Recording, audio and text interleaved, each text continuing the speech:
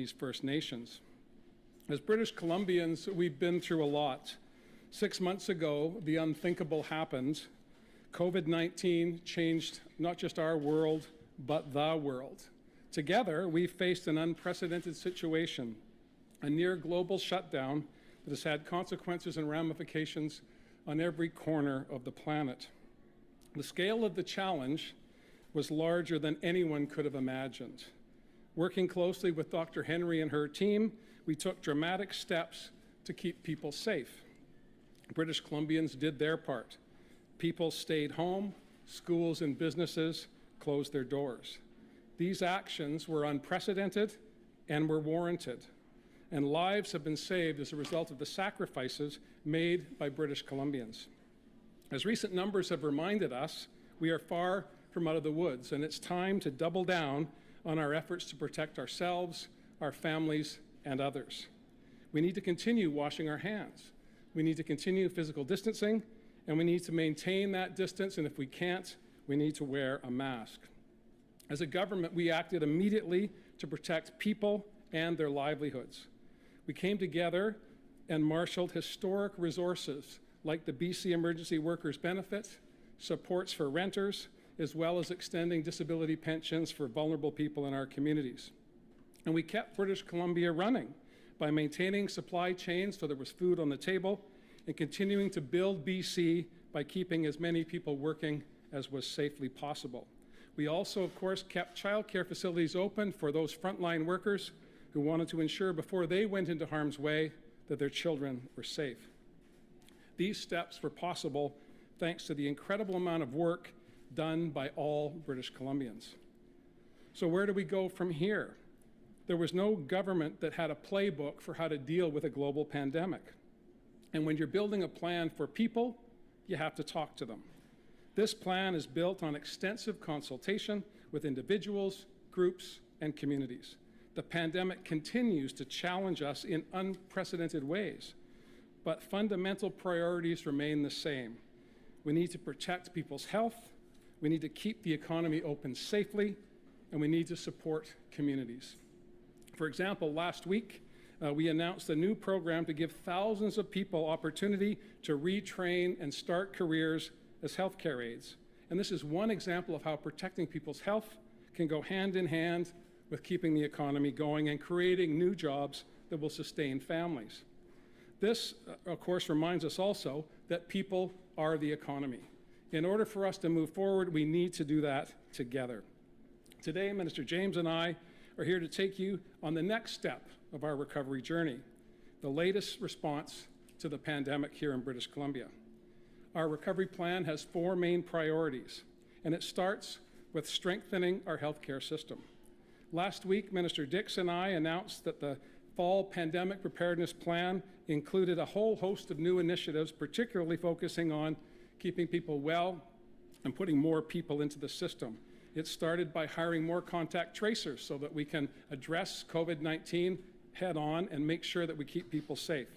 We're hiring more healthcare workers, and we started a new innovation called Hospital at Home so that we can ensure that people are not staying in hospital but are getting home as best as they can, getting the care they need right where they're comfortable. It also builds on our primary care network plan, which has been going on for the past 3 years. The more services, health services we can provide for people in their community, the safer they will be. And we're building acute care facilities across the province in Surrey, Richmond, Fort St. James, Terrace, and more. The second part of the plan, of course, is about creating good jobs and new opportunities. We're investing in targeted short-term training to connect more people to in-demand jobs. Building up communities, of course, is also central to that plan. A new $100 million community infrastructure plan will get shovels in the ground as quickly as possible so we can kickstart our economy and keep people working. The third component involves helping businesses grow and rehire. Our plan introduces a new tax credit that encourages businesses to hire more people or increase salaries for those that they've kept on staff. And a new recovery grant for small businesses and medium-sized businesses will ensure that they have the financial lifeline they need to get through this pandemic. And it will also protect 200,000 jobs in the process. There's also a new PST rebate for some equipment and machinery so that companies can build and grow by making investments that will also help stimulate activity across the economy. Strong communities, as I said, are fundamental to our success, and what we've been doing is trying to amplify local needs at the national level.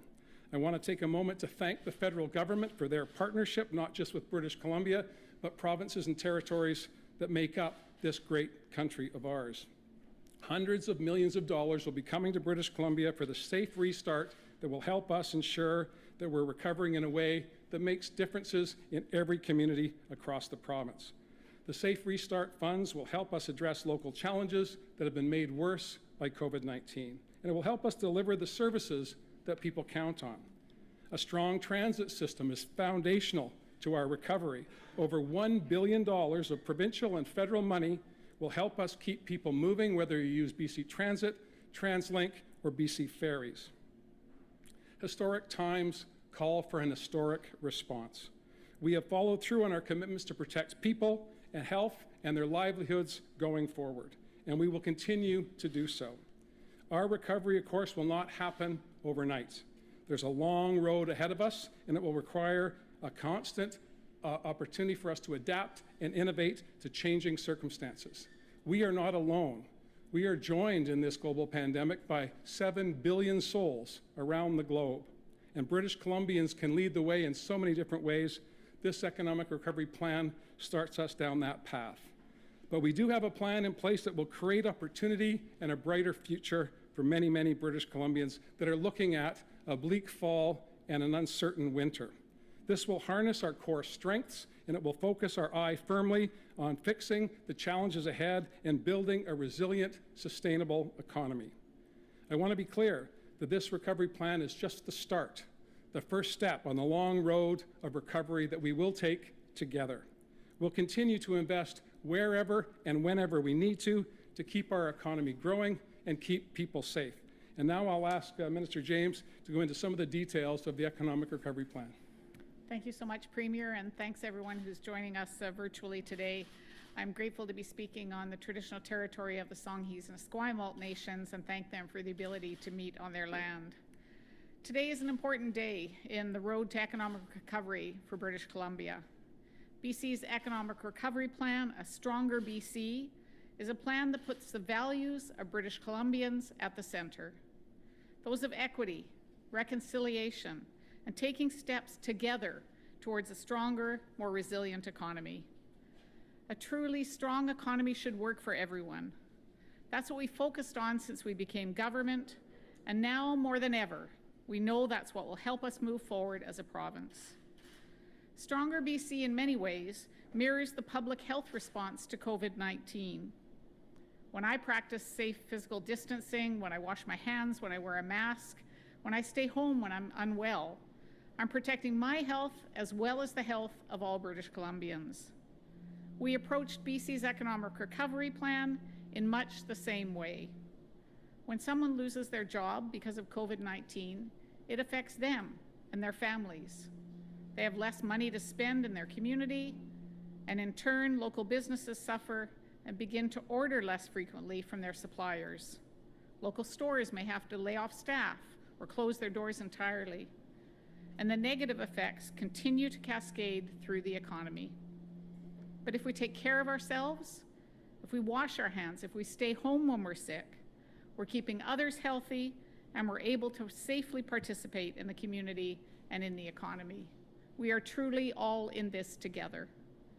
This plan is one of the ways that we can ensure that people, businesses, and communities are all supported as we move forward together. Because it's in all of our interests to make sure that people who lost work due to COVID-19 get the supports and training for future opportunities, just as we all have an interest in helping businesses to create jobs. A growing economy offers potential benefits to everyone. This recovery plan outlines bold actions to protect the health and livelihoods of all British Columbians. It represents a $1.5 billion investment in the future of our province.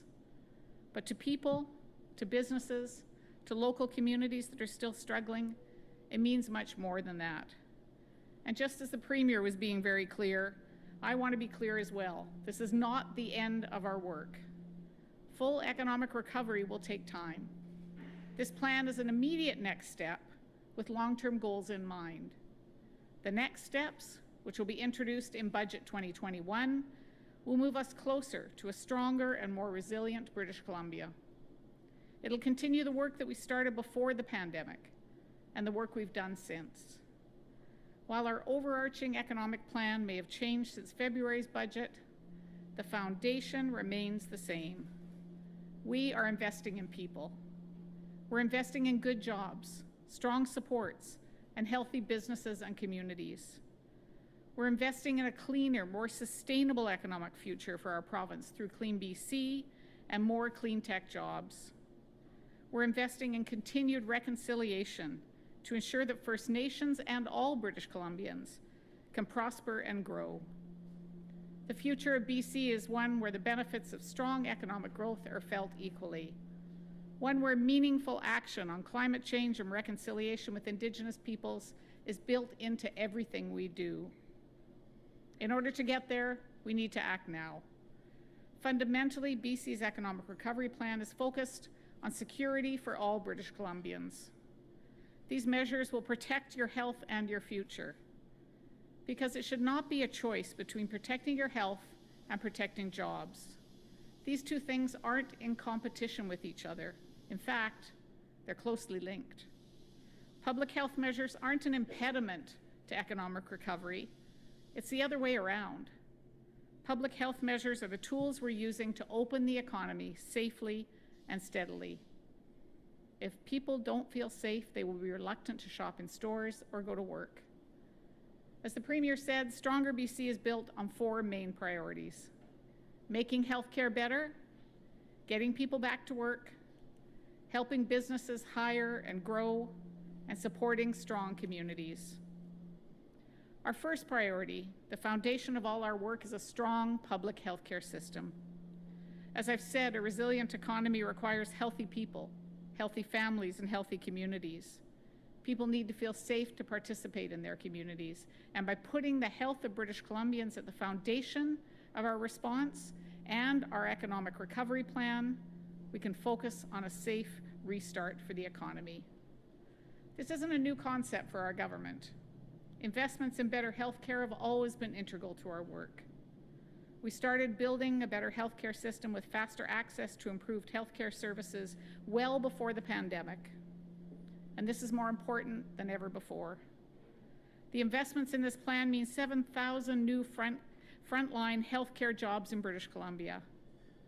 For someone who's lost their job during this pandemic, this means new opportunities for sustainable and meaningful employment in the healthcare sector. The government's priority of expansion of healthcare infrastructure is also more important than ever, and we're creating better access to healthcare in fast-growing communities throughout the province. For the parent of a sick child, this means a new primary care centre and less waiting times for healthcare supports. Our second priority is good jobs and new opportunities for British Columbians. As you know, COVID has changed the way we work and live in British Columbia, and this year brought a sudden and unexpected loss of income to thousands of households. We worked quickly to provide supports for the people who lost their jobs, so they didn't have to face difficulties like paying their rent or buying groceries all by themselves. Now we're focused on ensuring that people affected by COVID-19 can find a way to new employment opportunities, skills training, and work experience. This plan includes creating thousands of new jobs in the fields of the future, like clean tech, frontline healthcare services, and new opportunities for young forestry workers. It means providing short-term training for 2,800 people in high-demand fields, like community services or childcare. And it means increasing skills training programs in Indigenous communities with $15 million to help with upgrading skills and accessing new opportunities. For a high school graduate, this could mean skills training towards a career in clean tech through the new Centre for Innovation and Clean Growth, or perhaps a successful and long-term future in a healthcare career. Stronger BC also means an additional $46 million to enhance health and safety in our childcare programs. For a parent unsure about going back to work, this means they have the peace of mind when they drop their child off in the morning. Our third priority is to help businesses hire and grow. For businesses throughout our province, the uncertainty of the last 6 months has been difficult. While some have reopened, we're not back to the pre-pandemic levels of unemployment or economic growth. We acted quickly to create supports for businesses when COVID-19 hit, and now we're bringing in new supports to move these businesses forward. We're directly supporting businesses in hard-hit industries with the small and medium-sized business recovery grant that the Premier mentioned. This grant is going to help businesses establish a path forward and thrive in the long term. Stronger BC means that a local store owner can learn new ways to promote themselves through digital marketing and e-commerce to move their sales ahead. It means a small tourist operator, hard hit by record low tourism this year, can get help paying the bills now and establish a business plan for a sustainable future. And as the Premier also mentioned, the new increased employment incentive will encourage businesses to increase wages or hire new staff. A new temporary PST rebate on select machinery and equipment will help businesses invest and grow. And we're also going to push forward with promotions and encourage British Columbians to buy and support local businesses so that people throughout British Columbia know how they can help their local communities. And finally, our fourth priority is to continue to support stronger communities in BC. BC's local governments have been on the ground, supporting people in their communities. Our government will ensure that local governments have the resources they need to keep their communities resilient and safe. In partnership with the federal government, we're providing hundreds of millions of dollars in Safe Start refunding for local governments. So for a local government that's struggling to support people experiencing homelessness in their communities, this could mean access to provincial funding to develop a plan that focuses on the needs of vulnerable populations. More details on that funding is going to come out in the following days as we sit down with municipal leaders to discuss their unique needs and priorities at the Union of BC Municipalities meeting done virtually this year next week. We're also continuing to invest in transit services to get people where they're going safely and quickly, and of course capital infrastructure projects that are going to build stronger communities. This could take the shape of an updated road to a remote community. Right away, this project will provide short-term employment for people, but in the long term, it provides the community with a safer and more reliable road access to healthcare, to education, to essential services, and to economic opportunity. We're also investing more than $45 million to keep kids and teachers safe by hiring more custodians, adding more hand-washing stations, providing more personal protective equipment. And this is in addition to the $242 million in federal funding for a safe restart. We entered COVID-19 as an economic leader in Canada. We acted quickly to create one of the most supportive and comprehensive action plans in the country for people.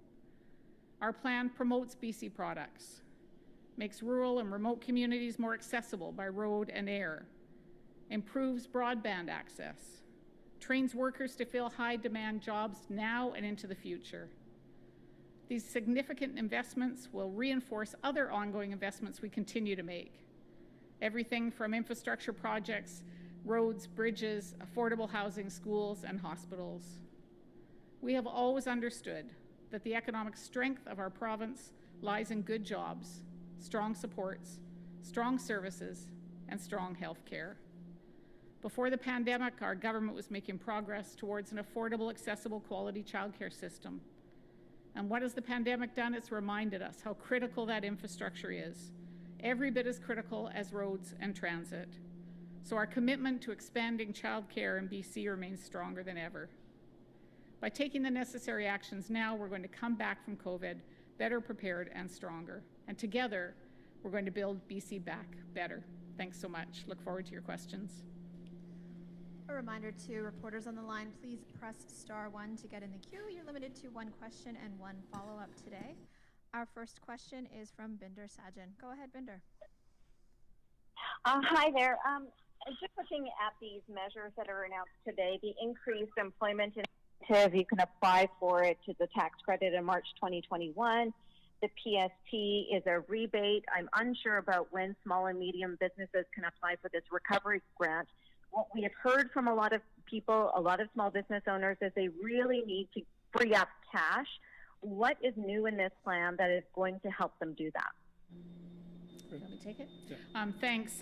In fact, we looked through when we did the work, and as you know, we've been working on this over the summer. We've done the work that was necessary to go through Cabinet, to go through Treasury Board, and I want to say a huge thank you to the hundreds of people, thousands of people who in fact wrote in and offered their ideas.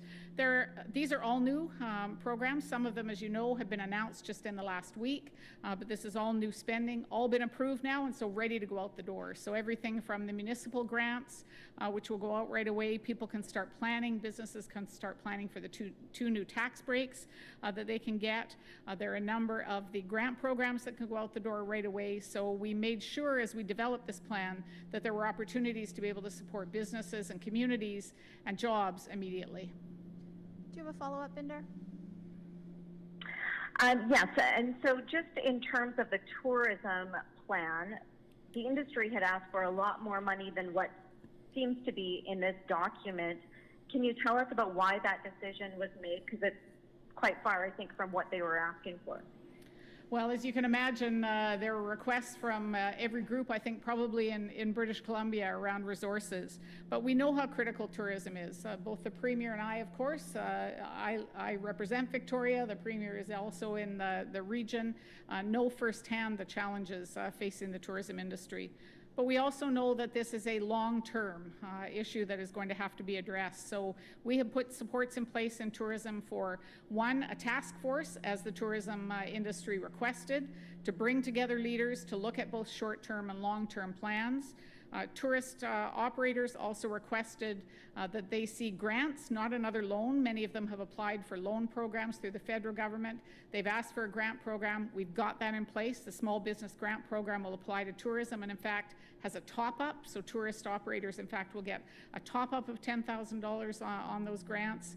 And then we're also providing supports for marketing, for businesses themselves, both from a provincial point of view, regional point of view, and then local communities. So there are opportunity for local communities hard hit by the tourism drop to be able to actually apply for grants to look at how they both expand tourism opportunities, but how they also improve the kind of infrastructure they have in their communities. So it's a very comprehensive approach and more to come because of the work that the task force is going to do. We will have a chance to build things into Budget 2021 as well. Our next question is from Richard Zussman. Premier, can this be seen as a blueprint for your platform for the next provincial election? Well, what we've been able to do here is to put in place an unprecedented amount of resources for people, for businesses, and for communities between provincial budgets. And that speaks to the unprecedented nature of the time we're living in.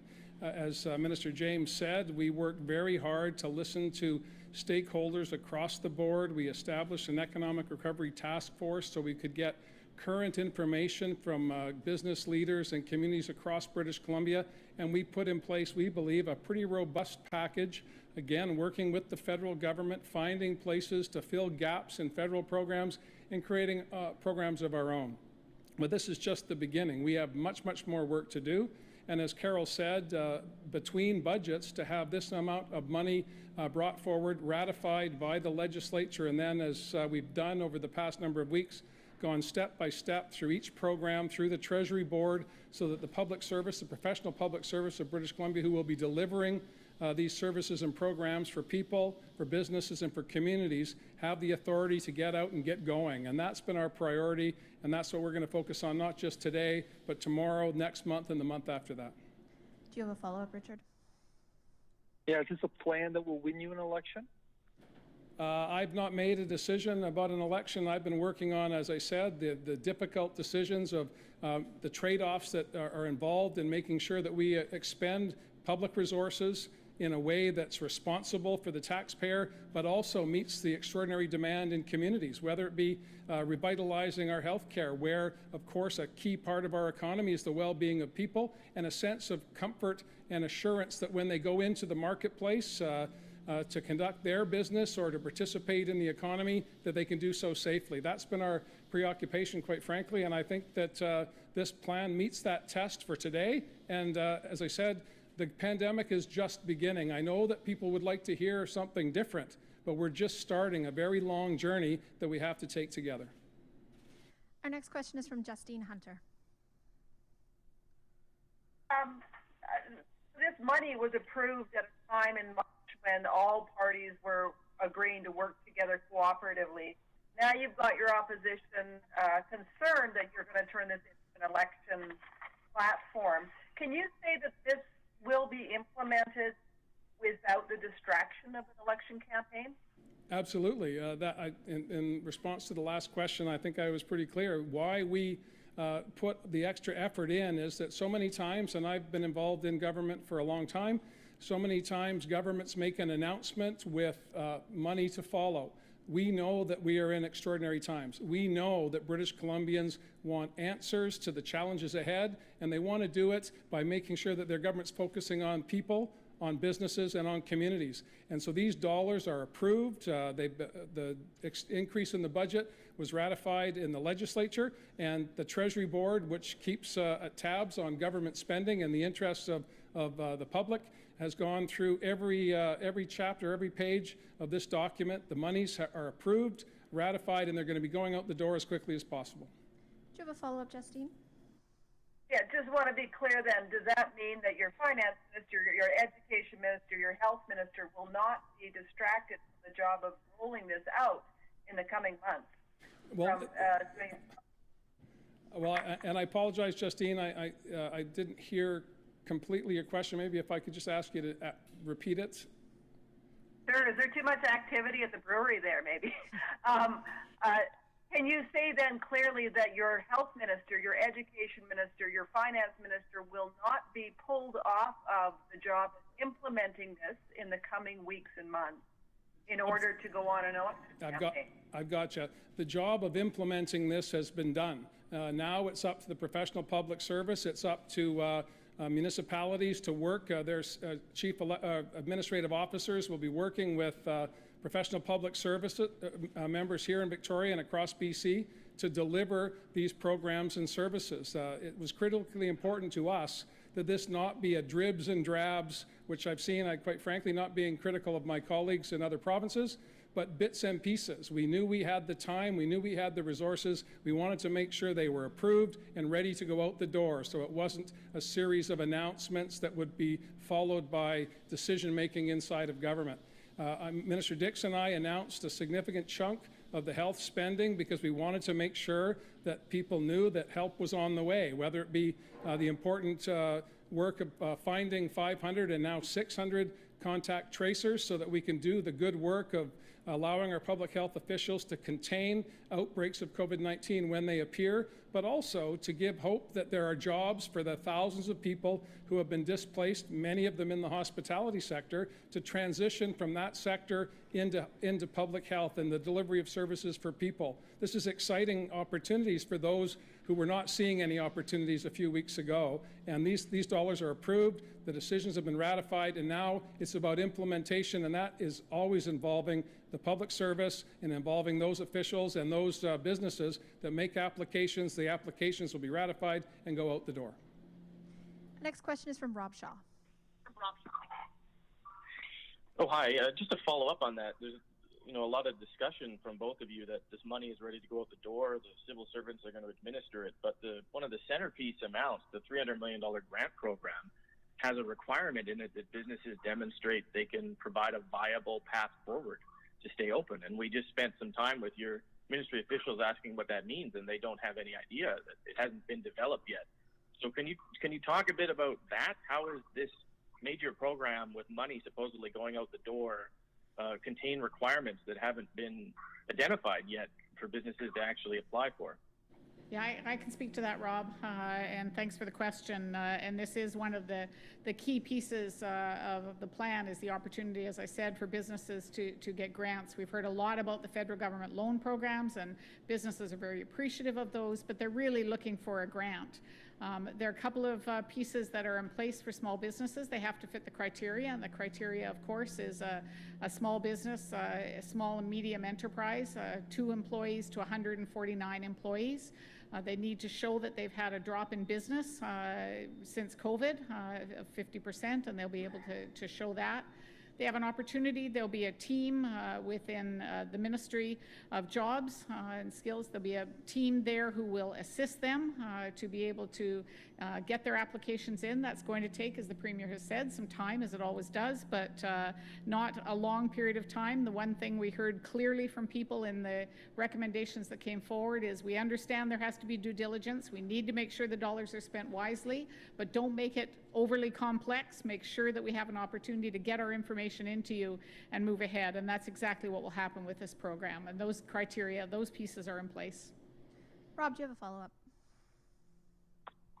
Okay, Premier, none of us are particularly thrilled with continuing to ask you questions about an election, but you just said you've not made a decision about one. So can you tell us when you are planning to make that decision? Elections BC has this big chart out with tables and times and dates. Everyone's waiting for you to come up with either saying this is happening or not. So can you tell us when that's going to happen so we can stop asking you about it? Well, I'd like to help you, Rob. I have not made a decision. I'm focused on making sure that we can launch our recovery plan, Stronger BC, so that British Columbians have confidence that we're focused on their needs. The economy is about people. People need to know that their government's working to ensure that they're safe and doing what we can to protect their jobs and grow the economy, to get back to the place we were in February when we were leading the country in economic growth, lowest unemployment in the country. We are in a good place here in British Columbia, but that's cold comfort to people who are looking to put food on the table. People are looking to meet their mortgage or rent payments in the months ahead. We were wanting to make sure we got this billions of dollars out the door, and that's what my focus has been, and that's why I'm here today. Our next question is from Lisa Yuzda. Premier, I'm just hoping that maybe you can dumb it down for those of us like me. And just, people were sort of waiting for a bells and whistles, big bombshell sort of announcement of what this $1.5 billion was. And it just looks like it's building on not just pandemic programs, but programs your government had in place long before the pandemic, childcare, primary care sites. So I'm just wondering, when people look at this, if you had to boil it down, like, what are they getting for their $1.5 billion that wasn't already on the table before?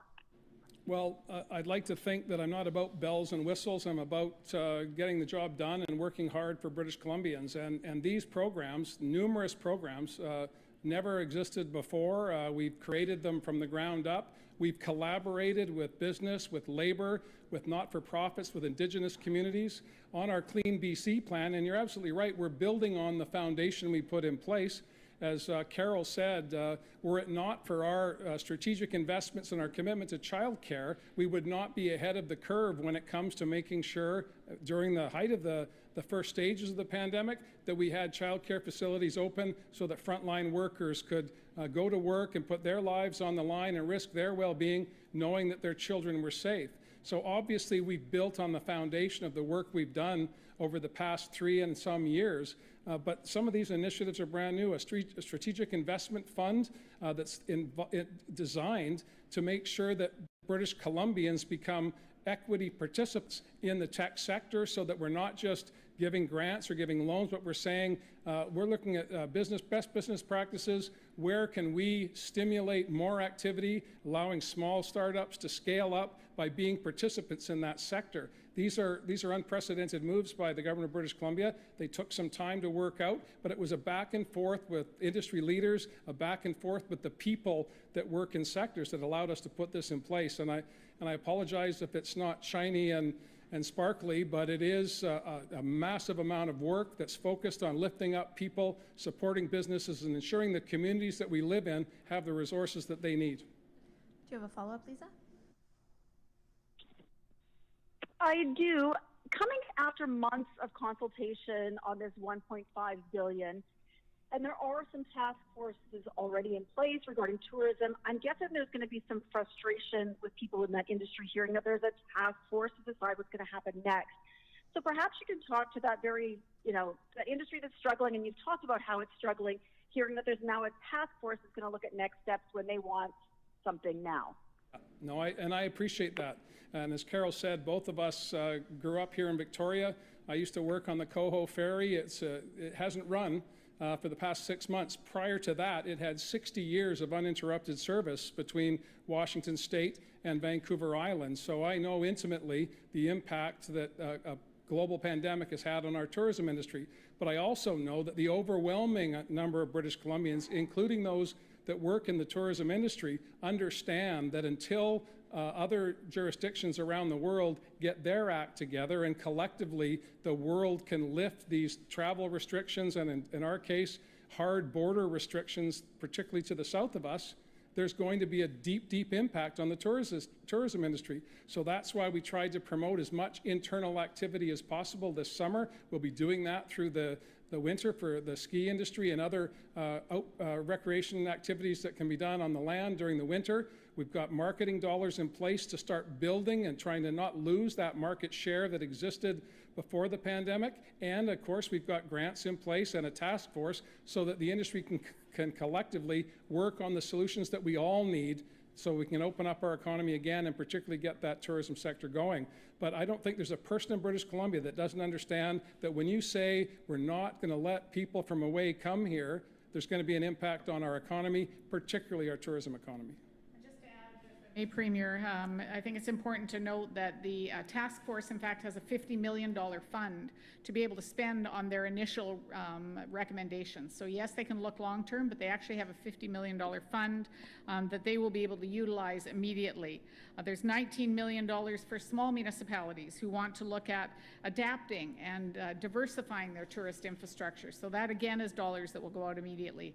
$14 million for tourism initiatives across the region, and then $20 million for tourism infrastructure projects. So there will be amenities in communities that have not seen large tourism happen this year. It's a perfect time for them to look at renewing some of their infrastructure in communities, and $20 million will be going to that.